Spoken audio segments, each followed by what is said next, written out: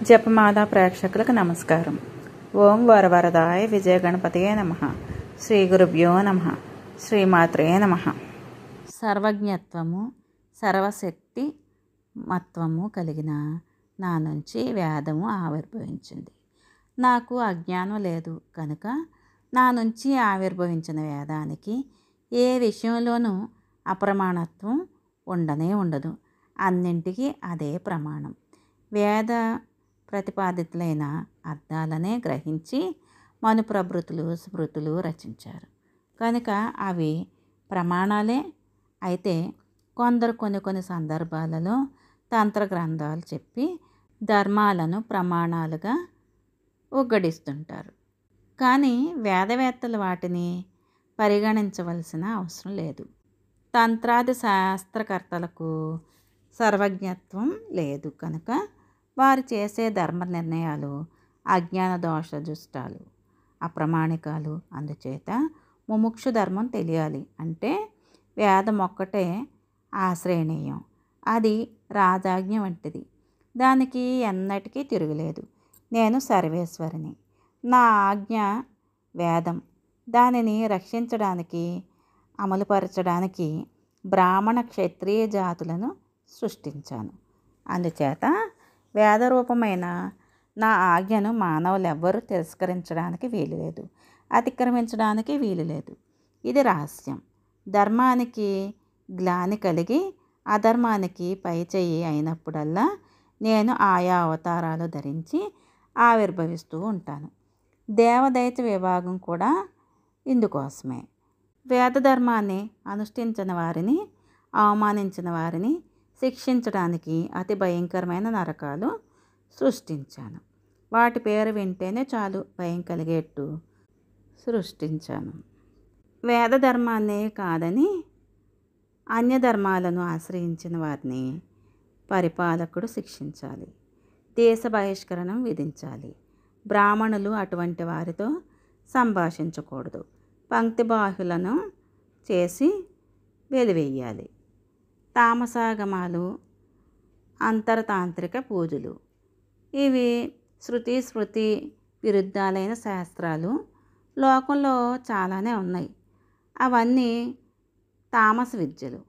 వామాచారం, కపాలకం, కౌలకం, భైరవాగమం మొదలైన వాటిని కారణాంతరాల వల్ల ఒకానొక ప్రయోజనం ఉద్దేశించి కొందరిని సమ్మోహపరచడానికి శివుడు సృష్టించాడు.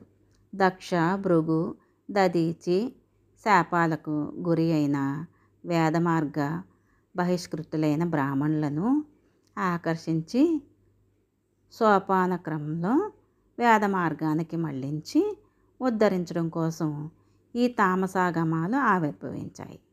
శైవ, వైష్ణవ, సౌర, శాక్త, గాణపత్యాది తామసాగమాలను శంకరుడు సంతరింపచేసి దానివల్ల ప్రయోజనం ఉందని చెప్పాడు. అయితే వీటిలోనివి అన్నీ వేద విరుద్ధాలే అనడానికి వీలు లేదు. అక్కడక్కడ కొన్ని వేద సమ్మతాలైన ధర్మాలు ఉన్నాయి. వాటిని వైదికులు గ్రహించవచ్చు. వేద విరుద్ధాంశాలను గ్రహించే అధికారం మాత్రం ద్విజులకు లేదు. అవి వేదాధికారం లేని వారి కోసం ఉద్దేశించినవి.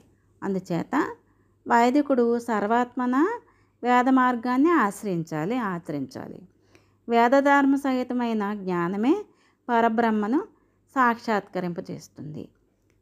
ఈషణలను అంటే కోరికలు విడిచిపెట్టండి, నన్నే శరణు వేడండి, సర్వభూతదయను పాటించండి, అహంకారాన్ని వర్జించండి, త్రికరణ శుద్ధిగా నన్ను ధ్యానించండి, నాకు ఆత్మార్పణంగా జీవించండి, నాకు దివ్యక్షేత్రాల కథలను ఆసక్తితో ఆలకించండి. సన్యాసులు కానీ, వానప్రస్థులు కానీ, గృహస్థులు కానీ, బ్రహ్మచారులు కానీ ఇలా భక్తి యోగంతో నన్ను ఉపాసిస్తే వారి అజ్ఞానాంధకారాలను జ్ఞానసూర్య ప్రకాశంతో నశింపచేసి ముక్తి పదంలోకి నడిపిస్తాను అని అమ్మవారు ఇంకా చెప్తున్నారు. గిరిరాజా, ఇది అగ్రగణ్యమైన వేదిక పూజా విధానం. ఇక రెండవది తాంత్రిక పూజ. తంత్రదీక్షను స్వీకరించిన వారు మాత్రమే చేయవలసిన పూజ ఇది. సంగ్రహంగా చెప్తాను తెలుసుకో.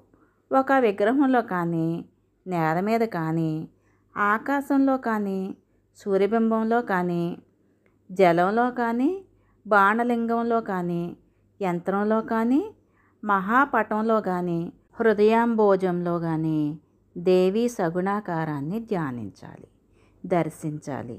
కరుణాపూర్ణ తరుణి, అరుణారుణ సౌందర్య సారసీమ, సర్వవయ వసుంధర, శృంగార రసపూర్ణ, భక్తార్తికాతర, ప్రసాద సుముఖి, చంద్రఖండ శిఖిఖండిని, పాశాంకుశ పరాభయహస్త, ఆనందరూపిణి జగన్మాతను ఈ రూపంగా భావించి యథాశక్తిగా ఉపచార విధులతో పూజించాలి. అంతరపూజకు అధికారం సిద్ధించినంత వరకు ఈ బాహ్య పూజను చేయవలసిందే. సిద్ధించిన తర్వాత దీనిని విడిచిపెట్టి అంతరపూజనే ఆచరించాలి. అభ్యంతర పూజ అంటే అది సంవిల్లయ రూపం. ఉపాధిరహితమైన సంవిత్తునే పరరూపం అంటారు. అందుచేత ఆ సంవిద్ రూపంలో మనసు సంలగ్నం చేయాలి. సంవిద్రూపాతిరక్తంగా ఉన్నది అంతా మిథ్య.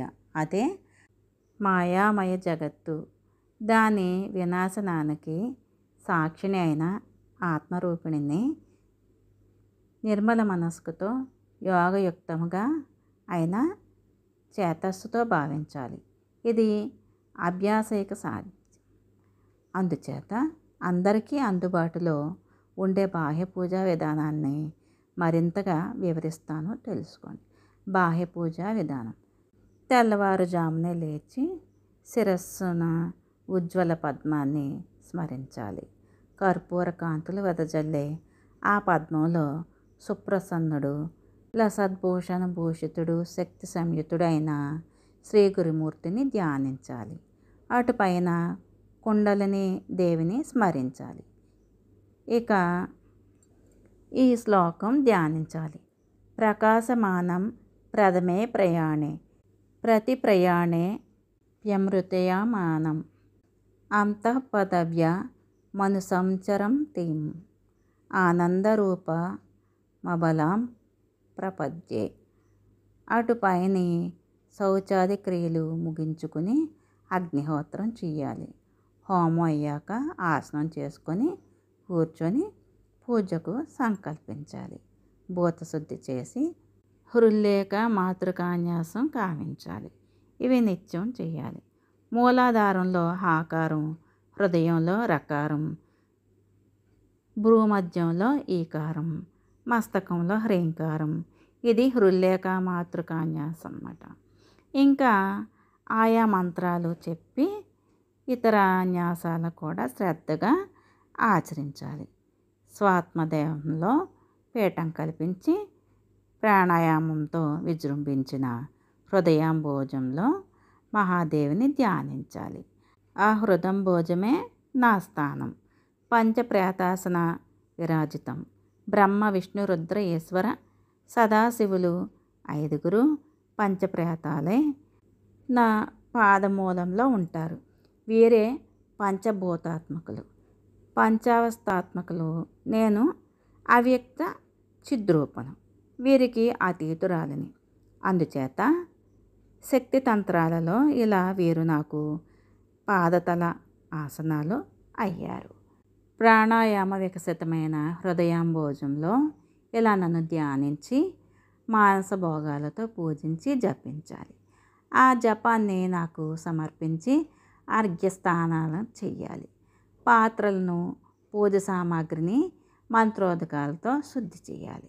అస్త్రమంత్రంతో దిగ్బంధనం చేసి మంత్రోపదేశకుడైన గురువును స్మరించి నమస్కరించి అనుమతి పొంది బాహ్యపీఠం మీదకు హృదయాంబోజం నుంచి నా దివ్య మనోహర రూపాన్ని ప్రాణప్రతిష్ఠానాన్ని విద్యతో ఆవాహనం చెయ్యాలి. అటుపైన అర్ఘ్యపాద్యాచమనాదులు నిర్వర్తించాలి. స్నానము, వాసోధ్యయనము, భూషణాలు, గంధ పుష్పాదులు యథాశక్తిగా నాకు సమర్పించాలి.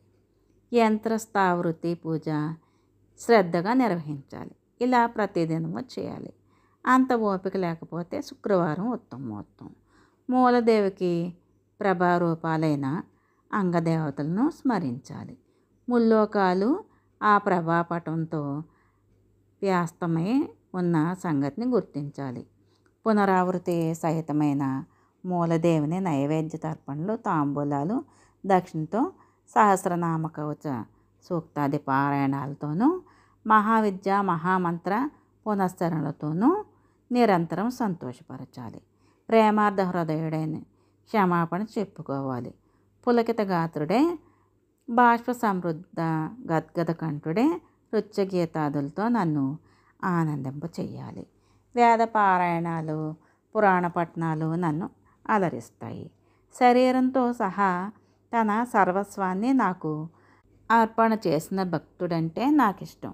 ఆ పైన నిత్యహోమం చేసి బ్రాహ్మణులకు, సువాసనులకు, బ్రహ్మచారులకు, పామరులకు, అన్ని వర్ణాల వారికి దేవీ బుద్ధితో విందు చేయాలి. తర్వాత మళ్ళీ హృదయంలో నన్ను ధ్యానించి నమస్కరించి వ్యుత్క్రమంలో ఉద్వాసన అంటే విసర్జన చెప్పాలి. ఈ పూజా విధానం అంతా హృల్లేఖతోనే మంత్రంతో జరగాలి. హృల్లేఖ అంటే సర్వమంత్రాలకు నాయిక, మంత్ర మహారాజ్ఞి. ఆ మంత్రం అనే దర్పణంలో నేను నిత్యం ప్రతిబింబించి ఉంటాను. అందుచేత హృల్లేఖ మంత్రంతో నాకు సమర్పించినది సకల మంత్రాలతోనూ సమర్పించినది అవుతుంది. పూజా విధానం అంతా పూర్తయ్యాక భూషణ నూతన వస్త్రాదులతో గురువును నమస్కరించాలి. అప్పటికి కృతకృత్యత ఇలా నిత్యము భువనసుందరీ దేవిని నన్ను అర్చించిన వారికి దుర్లభమంటూ ఏది ఎక్కడ ఎప్పుడూ ఉండదు. దేహాంతంలో నా నివాసమైన మణిద్వీపానికి చేరుకుంటారు. దేవీ స్వరూపులుగా మారిపోయి దేవతల నమస్కృతులు అందుకుంటారు. హిమగిరీంద్ర, దేవీ పూజా విధానం అంతా నీకు వివరించాను. బాగా ఆలోచించి అధికారానురూపంగా నిరంతరం నన్ను పూజించి కృతార్థుడు కావాలి. దీనిని దేవీ గీత శాస్త్రం అంటారు. అభక్తుడికి, అశిష్యుడికి, అనర్హుడికి దీనిని ఉపదేశించకూడదు. ఇది రహస్య విద్య, తల్లి పాలిండ్ల వంటిది. అందుచేత ఎప్పుడూ బట్టబయలు చేయకూడదు, గుట్టుగా ఉండాలి. ఈ దేవీ గీతను శీల సంపన్నుడైన శిష్యుడికి, అర్హుడైన జ్యేష్ఠుడికి ఉపదేశించవచ్చు. శ్రాద్ధ కాలంలో బ్రాహ్మణుల సన్నిధిలో దీన్ని పఠిస్తే పితృదేవతలు చాలా సంతోషిస్తారు, పరమపదం పొందుతారు. శ్రీమన్ మహాదేవి హిమవంతుడు ప్రధాన శ్రోతగా సకల దేవతలకు దేవీ గీతను ఉపదేశించి అదృశ్యమైంది. అందరూ సమర్థ చిత్తులే, ఎవరి నిలయాలకు వాళ్ళు బరువుగా నిష్క్రమించారు. జనమేజయ, హిమవంతుడికి హయమవతిగా జన్మించిన మహాదేవి గౌరిగా ప్రసిద్ధురాలైంది. శంకరుడితో వివాహం జరిగింది. గౌరీ శంకర్లకు జన్మించిన స్కందుడు సర్వసేనానియే తారకాసురుని సంహరించాడు. దేవతలకు వాడి పీడ వదిలింది. క్షీర సముద్ర మదనం సమయంలో ఈ మహాదేవి లక్ష్మీ రూపంగా ఆవిర్భవించింది. రమాదేవిగా ప్రసిద్ధురాలే విష్ణుమూర్తిని చేపట్టింది. ఈ ప్రకారంగా హరిహరుల అహంకారం అణిగి తాపం ఉపశమించింది. లక్ష్మీ పార్వతుల ఆవిర్భావ గాథతో పాటు అతి గుహ్యమైన దేవీ గీతను కూడా నీకు వినిపించాను. ఇది సకల వాంఛిత సిద్ధిప్రదం, సకల శుభకరం. ఇది రహస్యం కనుక ఎవరికి పడితే వారికి చెప్పకు. రహస్యంగానే ఉంచు, సంరక్షించు. ఇంకా ఏం వినాలనుకుంటున్నావో అడుగు, నాకు తెలిసిన మటుకు చెబుతానని వ్యాసుడు ముగించాడు. సూతుడు చెప్పిన ఈ వృత్తాంతాన్ని శ్రద్ధగా ఆలకించి సౌనికాది మహర్షులు హర్షపులకింతగాత్రులే అయ్యారు. సప్తమ స్కందం ఇప్పుడుతో పూర్తయింది. తరువాత అష్టమ స్కందం విందాము. శ్రీమాత్రే నమః.